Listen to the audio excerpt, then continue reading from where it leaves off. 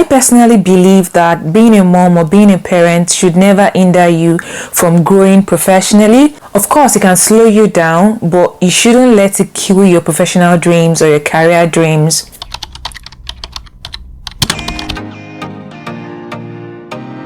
Hey everyone, my name is Okoyemi, and in today's video I'll be sharing an exciting story with you of how I landed a Band 6 clinical research nurse role as a Band 5 theatre nurse. I'll be sharing the strategies I utilized in landing this role, and I'll also share some tips with you that would help you to get the promotion whilst on maternity leave, or land a senior role whilst you're on maternity leave. So let's just get started. So I've tagged the first point as setting the stage.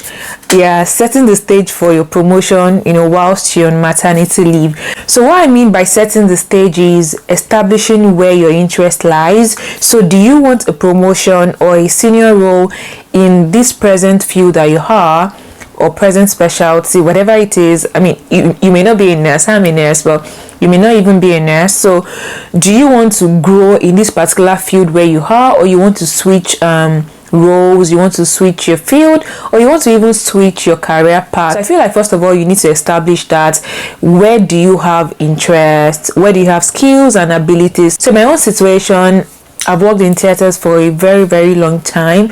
In fact, to be honest, out of my 13 years experience as a nurse, I've probably spent like 9 years out of those 13 years as a theater nurse. So it's been like a long journey for me, but I knew that I was going to leave theaters at some point. I also knew that I wanted to explore other specialties. I mean, just know what's going on in other places. And also I was getting bored, maybe not too bored, but I was getting slightly bored of theaters. I was also already at that time experiencing loads of low back pain from standing for so long. Like in theaters, we actually stand for several hours. So I had started experiencing low back pain from long standing, lifting equipment, because of course I work in trauma and orthopedics, so we lift loads and loads of heavy equipment. So I was already seeing the signs that it was time for me to leave theaters, or at least leave trauma and orthopedics. But yeah, I needed to establish that interest first of all. So I had other specialties I was looking at. I was trying to explore clinical research nursing. I was also considering practice education facilitator, so more like a clinical educator, if you get what I mean. And I think another role I was also considering was a nurse assessor role. So I had about 3 or 4 specialties I was actually considering, and that will lead me to my next point, which is do your due diligence and make sure you do a lot of research in whatever field you are trying to get into, whether a senior role in that field, or even if it's a senior role in your present field. Try and do more research of what, for instance, a Band 6 or a Band 7 or a Band 8 does in that specialty, whether it's a new specialty entirely or a specialty where you are at the moment. So I'm just trying to give like a broader view to this, like regardless, even if you want to change your specialty totally, or even if it's this present specialty, you need to do your research about what it takes to be a Band 6 in this position, for instance, or what it takes to be a senior person, a senior staff in this position, or in this role, or in this specialty, or what it takes to occupy a senior position in this specialty, however you may want to put it. So the next thing I did was to start doing my own due diligence. I had to do lots of research about what it takes to be a clinical research nurse. Is this something I would love? Is this something that I would enjoy? So of course, like I said, I was looking at 3 or 4 specialties or fields in nursing, and I was doing my research in that line, what it takes to be, all of those positions, like what it takes to be, what it takes to actually occupy those positions and all of that. What will be required of me? Will it require extra time? A lot of research in that regard, just to be sure that this is a specialty I would enjoy, and I wouldn't have, much difficulty in adapting or adjusting to that environment, considering that I was coming from theaters. So I needed to do that initial background check on myself. Just to gain more clarity as well as insight in those specialties I was considering. The next thing I'll talk about is staying connected. And so for this, especially if the senior role you're considering is in the present specialty where you are, or maybe even the ward where you are. So for instance, you work on the ward as a nurse and you're considering a band 6 role, on your ward. This may be something you may want to consider doing. So make sure you stay connected even whilst you're on maternity leave. For me, despite the fact that I knew that I wasn't considering a senior role in theatre nursing, I still kind of ensured that I stayed connected, and I'll tell you why.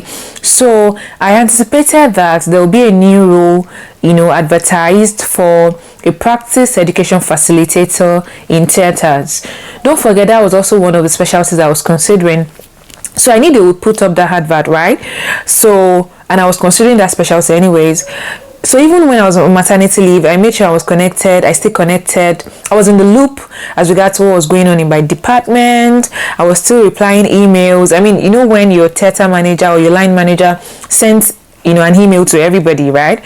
I would take my time to even reply. I was still attending virtual meetings. Yes, like we used to have, like, even till now in my organization, we have like open forum every month. It's like a nurses forum every month, but you can actually join online, like virtually. So even whilst on maternity leave, I would join open forums, and at the end of the forum, I could even send an email to my line manager, like if she attended and if she actually spoke, during the forum. If she kind of gave a speech or something, I would even send her an email saying, "Oh, I saw you during the course of the forum, you talked about this and that." If I needed more clarity about that subject, I would even ask her. So I was honestly in touch with almost everybody, virtually, and even times I wasn't replying emails, I knew what was going on, and I knew people that I could actually ask questions about things that were going on. Also during my maternity leave, anytime they sent emails as regards a training, I was always registering for trainings that they recommended, because when I was maternity leave, they actually recommended a lot of trainings. And it's so funny because I would always register for those trainings. They were virtual trainings anyway, so I was always doing that. So it kind of made me feel so connected to my job, even though I was away for 1 year. So that's something you want to consider doing. Stay connected to your line manager especially, and of course your colleagues, so whenever things are going on, if a new role will be advertised, you would know in-house before it gets out and all of that. So that actually did help me. And even for the practice education facilitator role, I eventually did not apply for it, but I actually mentioned this to my line manager and a few other band 6, because at that time I was band 5, and based on their suggestion, I decided not to even apply for that role. But anyways, that's just to let you know the power of staying connected to your department or your organization. So don't just say, "Oh, I'm on maternity leave, I'll be away for 9 months, I'll be away for 10 months, or even 1 year like I did," and then you're like, what, I don't want to even hear anything about work, I don't want to be involved with anything work related. Of course you won't be involved with anything work related, but you want to just know what's going on in your department because you're considering applying for a senior role. Okay, so the next thing I also did, when I actually made up my mind that I was going to start applying for clinical research nurse role, I would actually say that I started applying for this role like 3 months into my maternity leave. Like, I was so desperate to get a senior role. So 3 months into my maternity leave, I was actually applying for these roles, all those specialties I mentioned. I was already applying for those specialties. But like 5 months after that, so that's like 8 months into my maternity leave, I decided to focus more on clinical research, nursing as a whole. So I stopped applying to different places, different specialties.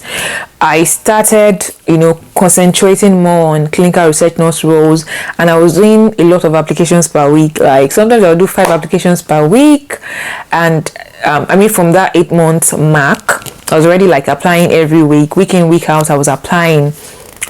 And so it got to a time that I was always getting rejections. Of course, I wasn't only applying in my trust, I was applying in other trusts in Manchester. I live in Manchester anyway, so I was actually applying.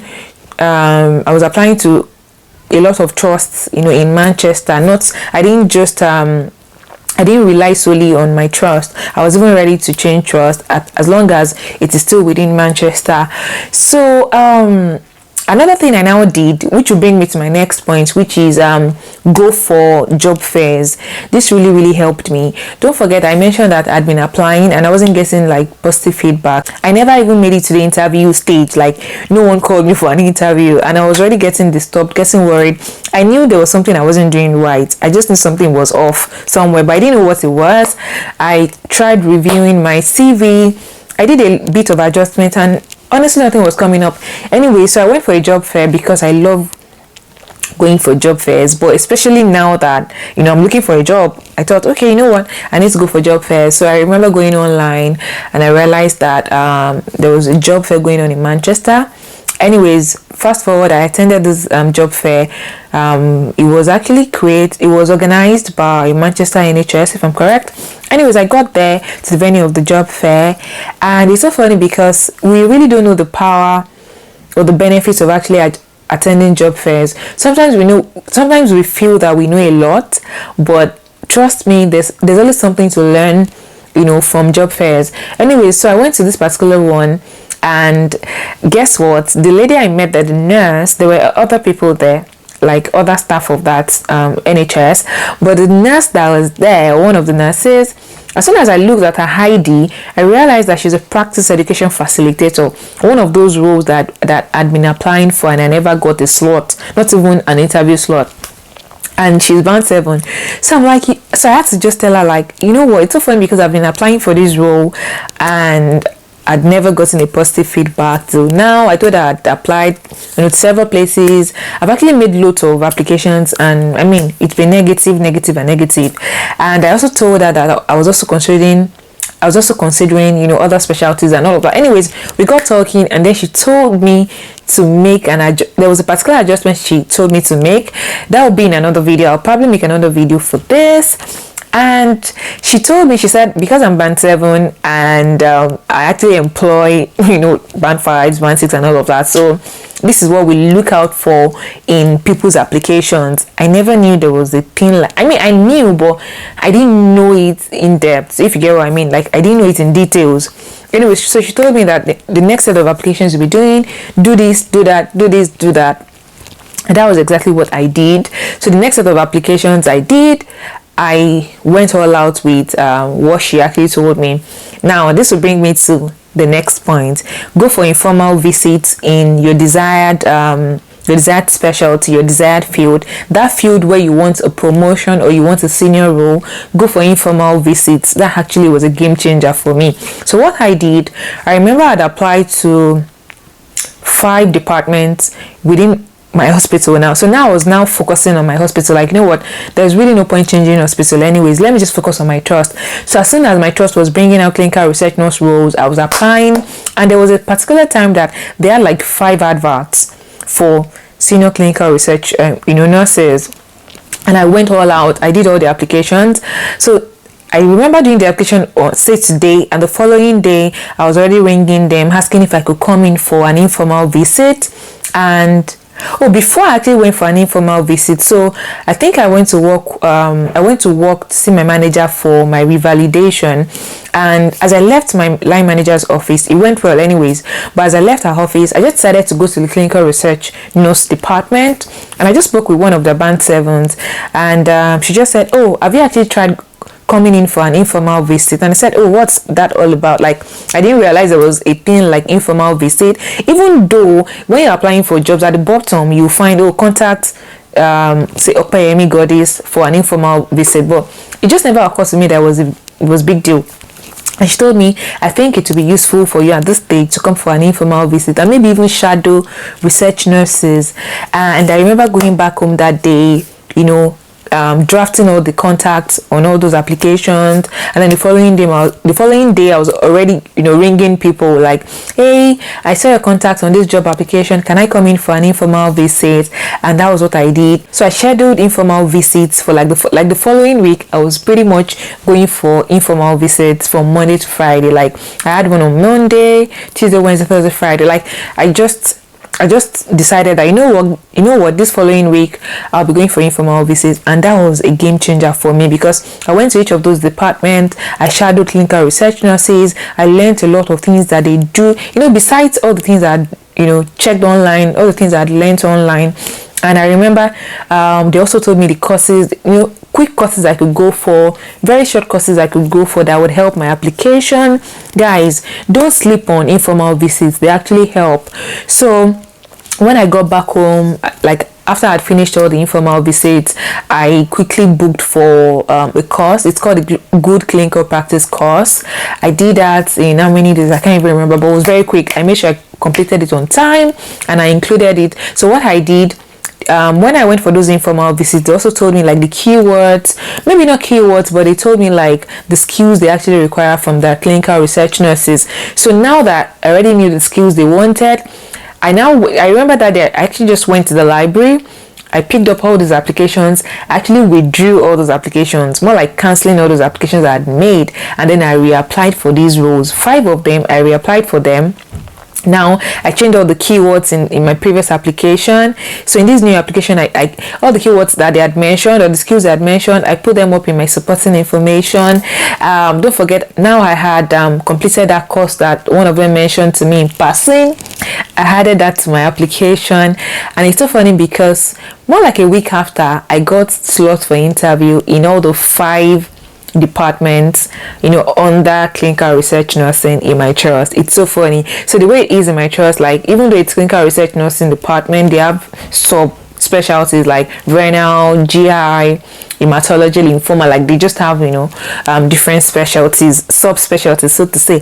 I got a call from all of them, emails, calls to say that I'd landed slots for interviews. So it's a good one for you to go for an informal visit in that field where you want a promotion or where you want a senior role. So next thing I'll talk about is actually developing yourself in terms of skills. So even though you're on maternity leave, I personally don't believe you have an excuse for not developing yourself professionally, especially when it comes to acquiring new skills, new knowledge. I mean, it doesn't cost you anything. It may cost you your time, because I remember there were some courses I was doing while I was on maternity leave and it was so painful. I mean, emotionally draining. I was still breastfeeding my baby and most of them were virtual. I remember I even did one that I had my video or my camera had to be on. I couldn't turn off my camera because the kind of course it was, you had to engage with other course members or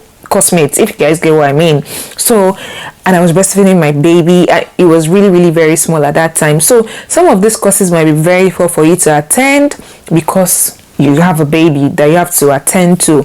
But I mean, it's worth it. That's all I would say. It's worth it. All the courses I did during my maternity leave eventually paid off. So develop your skills. So especially if you want that senior role in another specialty or in another field, you may want to develop your skills in that specialty or in that role. Develop skills that will be applicable for that role. Do you get? I was coming from theater nursing and then trying to apply for research nursing roles. I mean, there'll be skills that I wouldn't have that I would need to get, and that was exactly what I did. Those gaps in my skills, gaps in my knowledge, I needed to fill those gaps, and that was exactly what I did. And that's what I would tell you as well. Please acquire skills relevant to that senior position, that senior role, whatever skill, whatever knowledge, whatever course you would have to take. Please do that. That would actually help you in landing that promotion you want. Another thing I will talk about, which I've actually talked about earlier, is mentorship. Getting mentorship. For me, mentorship came in the form of, like I said, when I went for the job fair, the lady pretty much mentored me in about 20 to 30 minutes on how I can actually land a senior role in those specialties I was considering. So you may want to seek mentorship. Sometimes you may have to pay someone. I was even at the point that I accidentally just got to know a career coach, a nursing career coach, something like that, like a career coach in nursing, and I was even willing to pay her to coach me on how to land a senior role in some of these fields, because she has that knowledge, she has the skill, she has the information and all of that. So yeah, even if I didn't get this job on my own, I would have probably paid her to coach me on how to go about it. So you may want to seek mentorship, seek professional help on how to land the kind of job or senior role that you're actually looking for. That would actually help you. Another thing I'll talk about, which I've slightly talked about earlier, is like network. Like you cannot afford not to network with people who are presently in that field that you're actually admiring. So you want to network with people who know about that field, or people who are actually working in that field right now. In my own case, my own form of networking was when I went for informal visits, because I was able to talk with clinical research nurses. I was pretty much watching them and shadowing them to see what they do, on a day-to-day basis. So you really need to do that.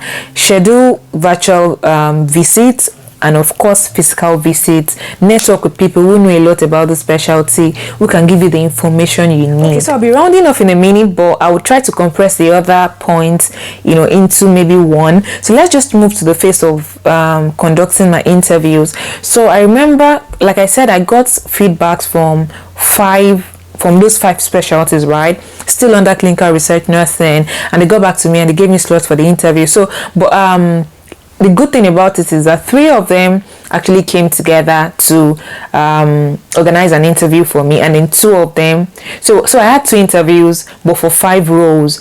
For the same, 2 interviews, right? One was for 3 subspecialties.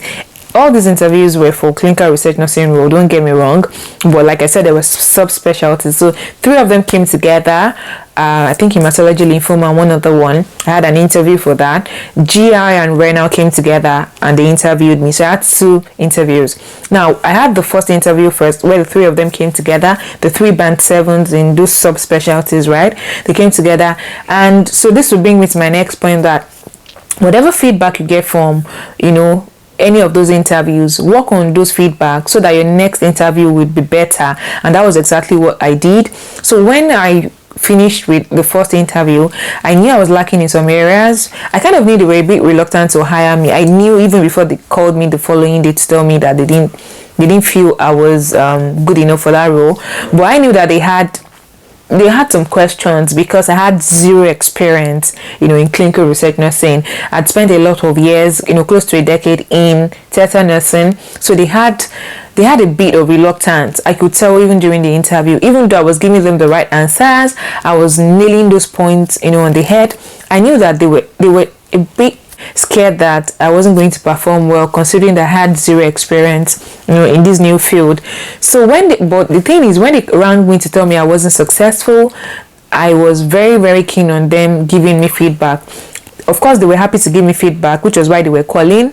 But of course, I made sure I asked them several questions. I mean, I already knew I'd lost the job, right? But I still wanted to ask a lot of questions so that I'll be able to do better in my next interview. So I kept asking, like, what would you suggest I should have said? Do you get, like, what was the better answer for this question? And it was even just one question that they were a bit worried about that I didn't answer properly, which was a clinical question, but whatever. So I now went further, like, what would you have wanted me to say? How would I have answered properly? Go into details. And they gave me everything. They gave me all the details, and I was so happy, even though I was kind of sad I didn't get the job. But I was glad that I got the information from them. So when I went into the second interview, it was a blast. I knew before I left the venue of the interview that I did well, and I knew they were going to hire me. Like, it was a blast, like, because I had armed myself with that information, or with the feedback I got from the previous interview, and I had worked on those shortcomings of mine, and I was able to develop myself and prepare myself adequately for the second interview, which was a success. And of course, I got the job. So I would just say that even if you get negative responses after your interview, work on those feedbacks and just get better, develop yourself, and you should do better in your subsequent interviews. Yeah, I really don't want this video to be very long, guys. If you have questions about how I got this job, this senior role, I mean, questions as regards stuffs I forgot to mention or tips I forgot to mention, please just drop those comments, drop those questions. I would definitely make subsequent videos to buttress this point, subsequent videos to explain in details. I really believe I've tried to explain in details, but I know people might have more questions. Let me know in the comment section. I would keep making videos just to keep explaining this whole process to you guys, so just so this video is not like too long, if you get what I mean. So yeah, I think I've been able to cover all the tips and strategies that I actually made use of to land this promotion or to get the senior role, considering I had zero experience in clinical research nursing. So yeah, if you have further questions, just let me know in the comment section. Don't forget to give this video a thumbs up if you've actually enjoyed watching. You want to share this video with your family and friends who actually need this video, and of course recommend me to people around you, and you want to smash the notification bell as well, just so you know whenever I put up videos on my channel. Thank you so much for watching, and I will see you in my next video. Bye.